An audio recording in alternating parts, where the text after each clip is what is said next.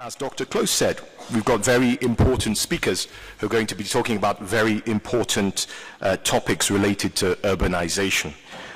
We couldn't have chosen a better first speaker. The keynote speaker next is a champion of urbanization. He makes the case eloquently for urbanization as a driver of sustainable development. Please give a good welcome to Aromar Revi, Indian Institute for Human Settlements.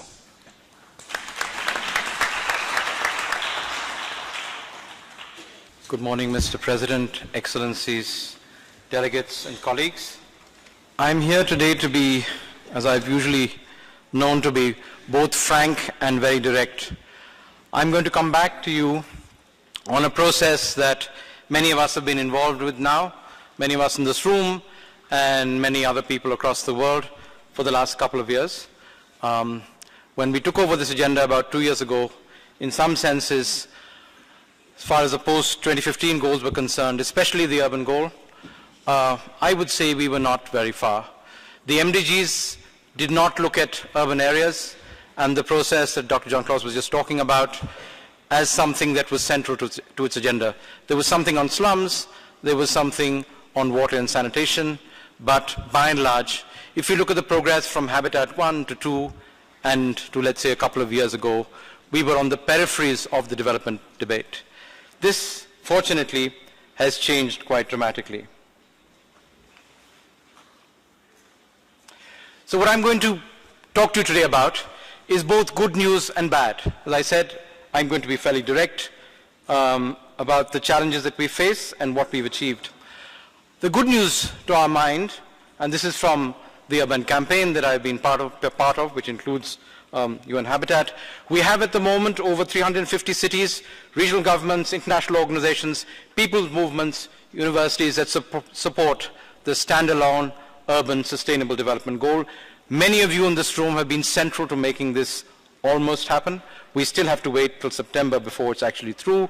But those of us who've participated in the open working group consultations and negotiations know that this is one thing that seems to be almost the way through. So a whole range of institutions from across the world came together, and I've just picked up a few of them. There are 300 more that are there. As I said, many of us are in the room. UN Habitat has been absolutely central, along with other institutions from local and regional governments, in making this possible.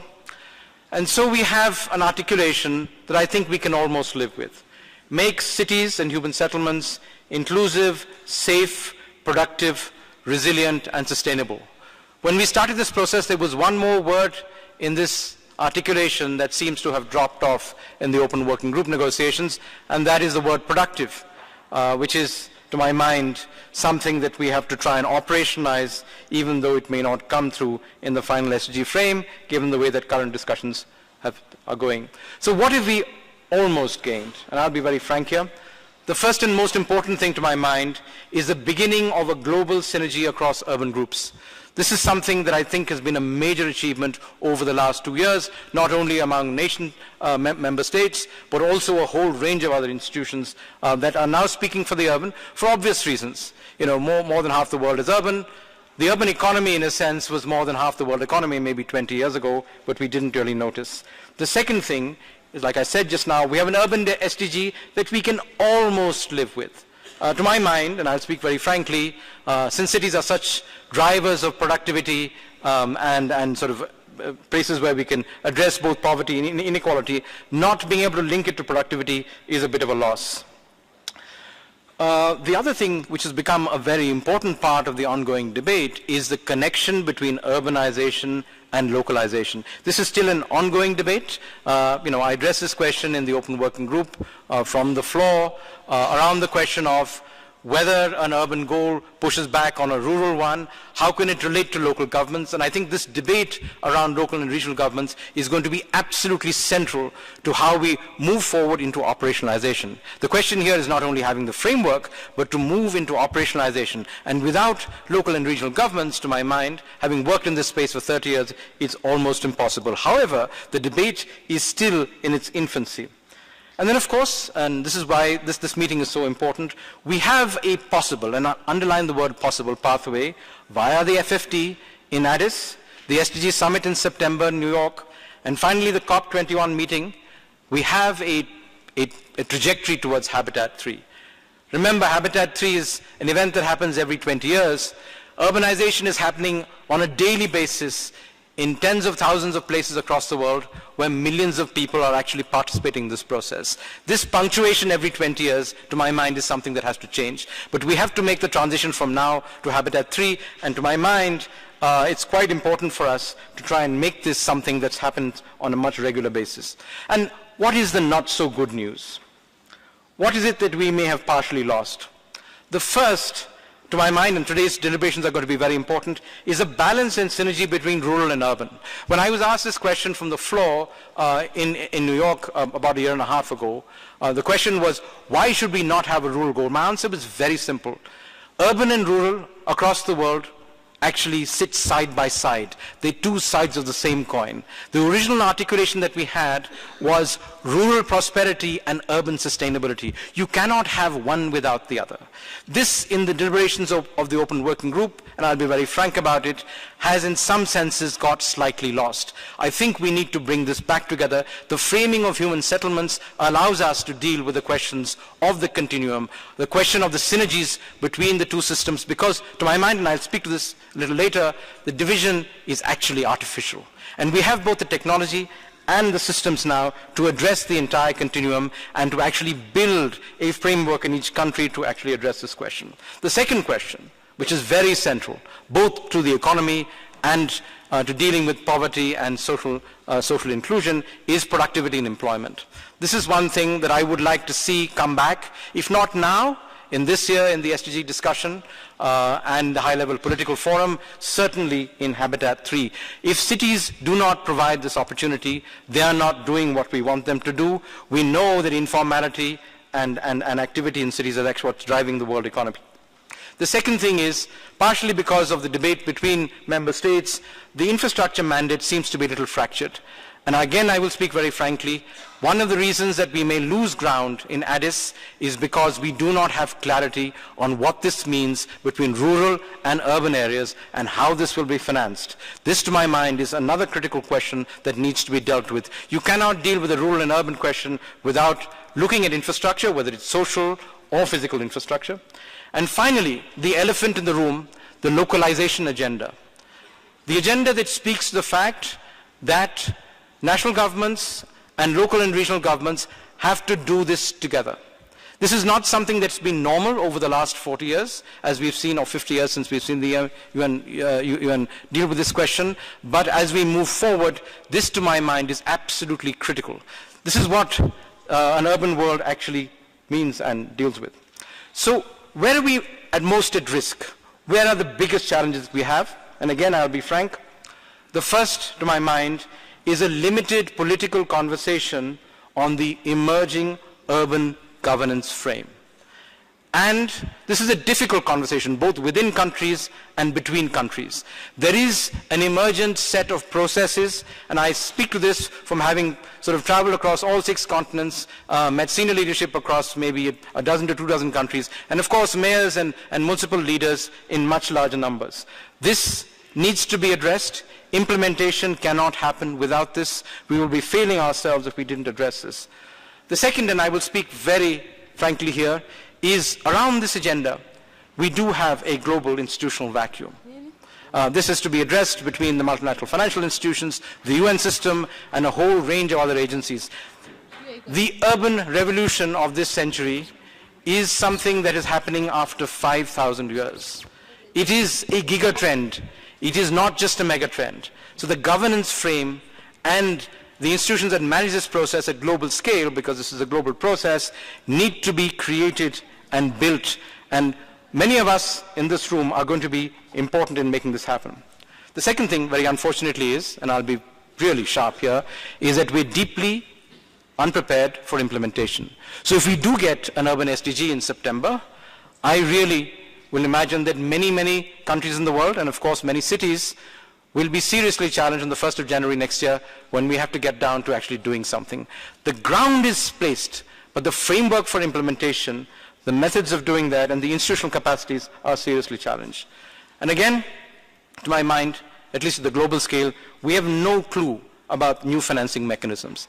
This is a $1 trillion opportunity just in the infrastructure and housing space. We do not have an imagination of how much change this will make. The delegate from China is not here at the moment, but China is a remarkable example of how a dramatic change can be effected that not only impacts that country, but other parts of the world. And finally, we have serious deficit at national and local levels. And this is part of the ongoing discourse and where we have to really imagine the process. So, having said all of that, why are we here? We're here because cities are the engines, to my mind, of inclusive growth and development. This is the big story, 1950, urban population of 0.75 billion, an urban economy of 3 trillion. 2010, look at the growth of cities across the world.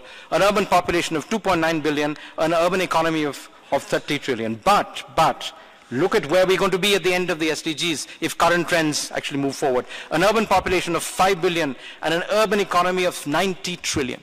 That is, if the current growth trends actually continue. So this shift is what we are actually going to shepherd over the next 15 years or so.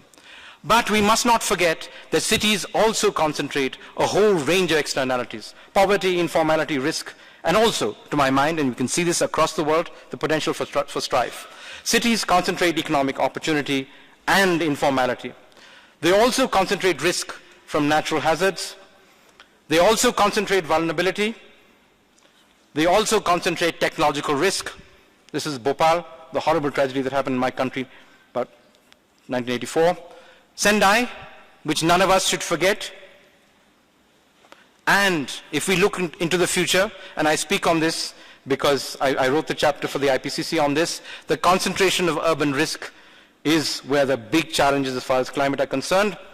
And across the world, and these are just particular examples, as we move on, it is not, we are in a regime today where interstate violence has actually declined very dramatically. We're in a period which the UN has created of tremendous peace. However, most of us do not completely accept and understand that violence is actually concentrated now in our cities, and that is a big challenge that we face, whether it's in Kiev or Hong Kong.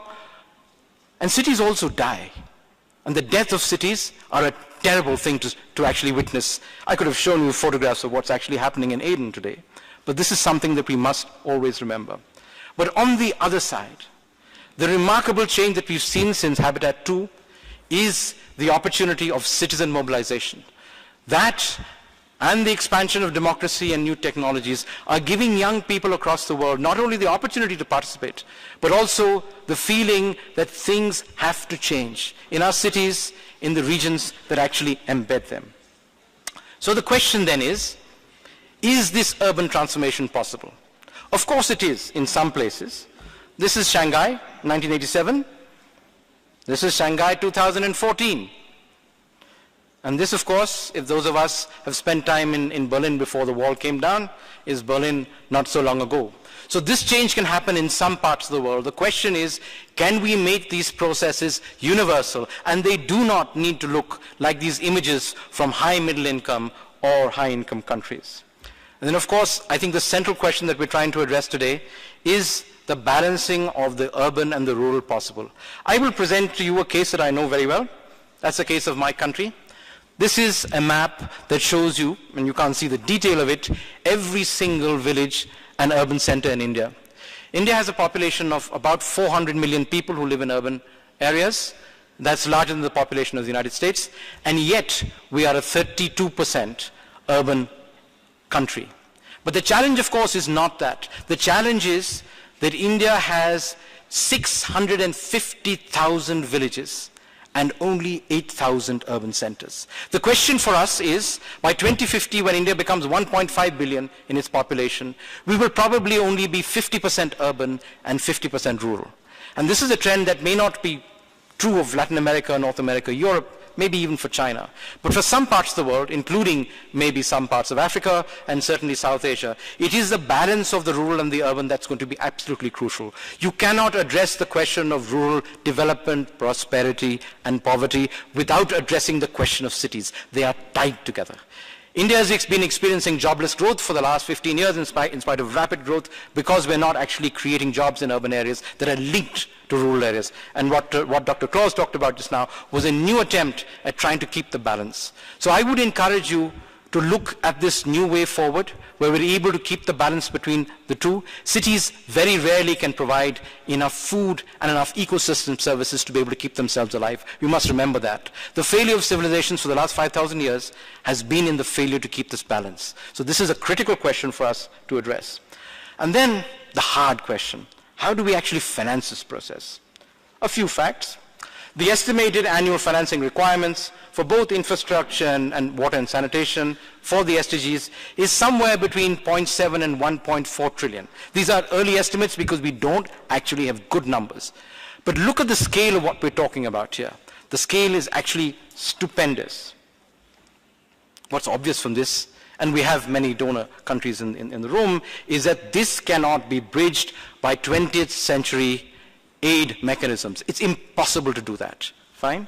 So if that is so, private flows are going to be actually very important. So this process of urbanization, and by private flows I don't mean large multinational institutions. It is also small people building their houses in informal settlements everywhere. That is what private flows are all about. Much of the world, as we see it today, is auto-constructed. We must not forget that. So much of this investment, whether it's in housing or services, etc., is going to come from ordinary people. But apart from that, for the large-scale infrastructure, for a whole set of services, energy, transportation, water, we do need investment, and this is going to come significantly from private finance in the private sector, which means that we need to have a framework that is able to regulate and control that to meet the goals that we're talking about. And that's what I was talking about when I said that we have a serious deficit in terms of the institutional infrastructure. Now, the opportunity, of course, is to say, look, there is no money. In actual fact, net savings in the world, anywhere between, 9 trillion above, actually exist.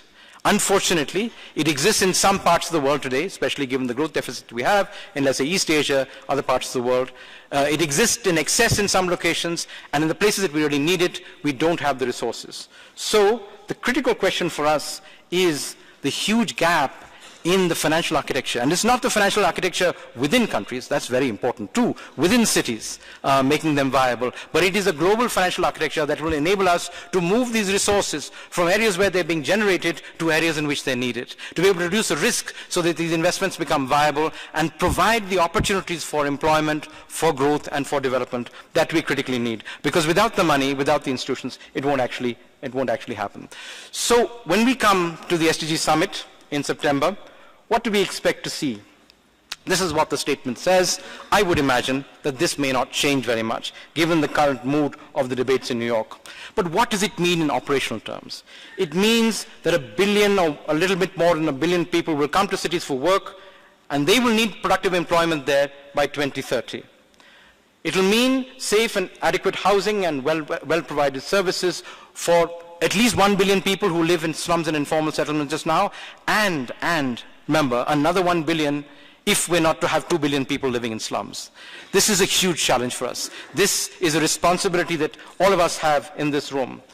It means a secure and inclusive built environment and universal access to green public spaces. I'm not going through the goals one by one. I'm just showing you examples of where this is being done across the world. So the solutions exist across the world in particular places. However, if you ask me for one city in which all of this is done, I think I might be actually very challenged to give you that single example. Similarly, sustainable water supply and universal access to environmental services, secure regional food systems, sustainable agriculture and nutrition, sustainable and accessible transportation, because transportation is critical of actually keeping housing and land markets and work together.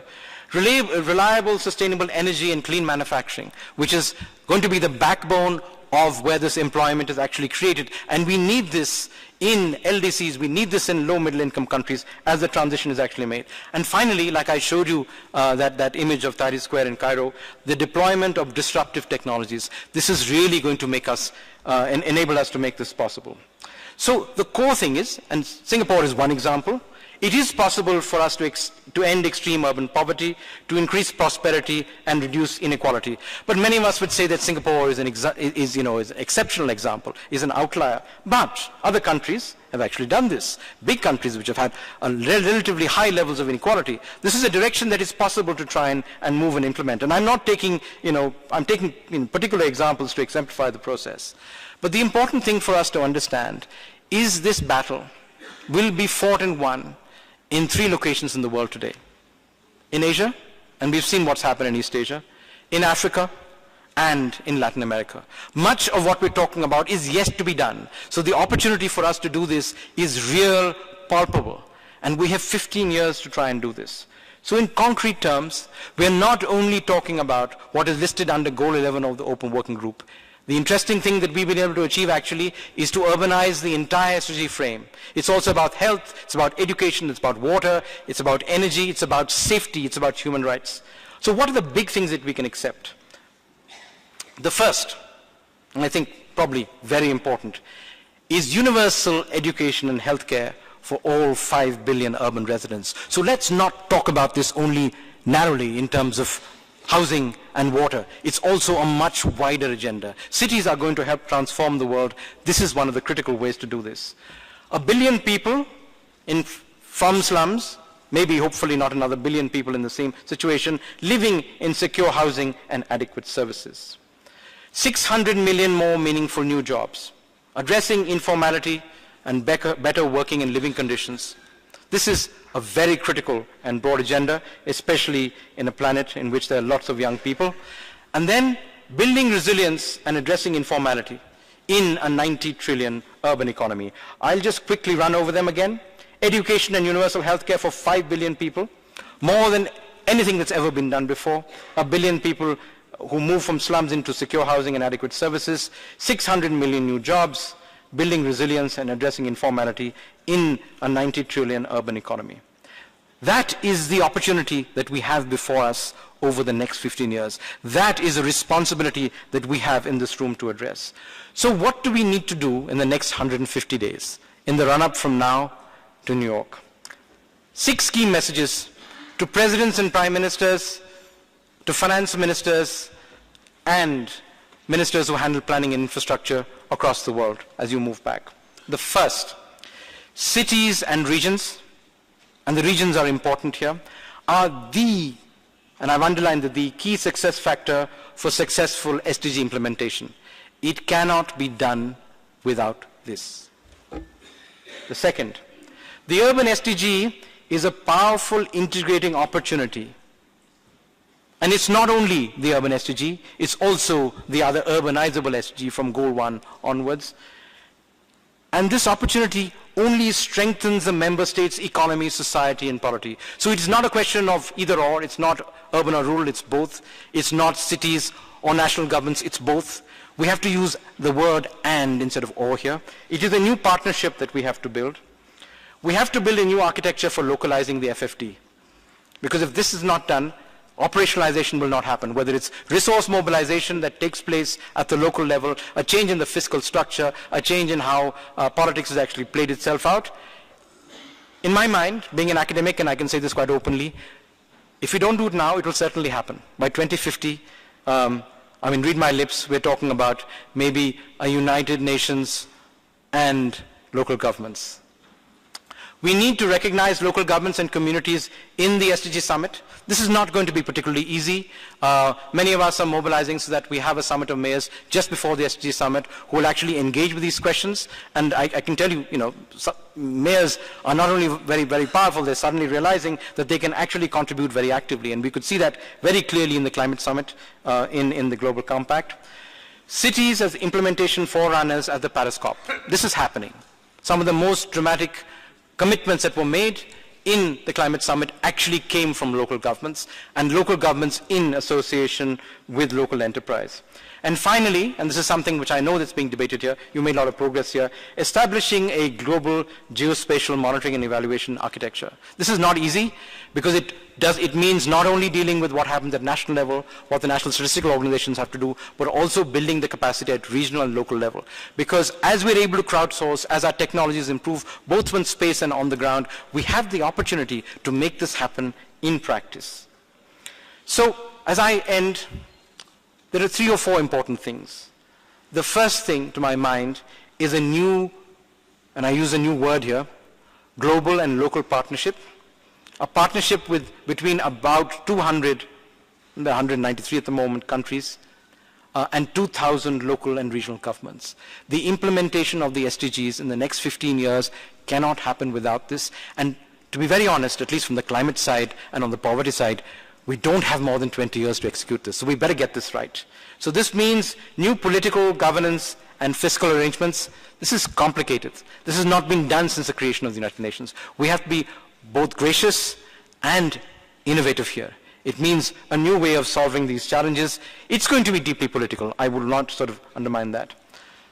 It's all about 600 million plus local jobs and the universal provision of public goods and services. If you talk to heads of state, especially in the current economic environment, this is what really connects with them most directly. If you talk to mayors, they're actually involved directly, or bureaucrats who are dealing with this in other countries, they're critically involved in making this happen. It's also about a multi-trillion-dollar urban infrastructure and housing finance opportunity. And if I may say so, this is the same question as the questions about the global financial architecture. You cannot move $1 trillion of resources from one set of locations to the other without having a financial architecture that enables poor communities who are footpath dwellers, who live on the slums, who are continually evicted in some parts of the world, to actually access these resources. They exist today. Most of these people, like many of us, are going to be alive for the next 60 years. They're not going to allow this to happen, to continue the way it is. And finally, to my mind at least, the viability of the 21st century state system depends on urban security, peace and safety that the urban SDG will be a key driver of. And that, to my mind, if you look at the core functions of the state, is one of the most important reasons for us to actually make this happen. Thank you very much.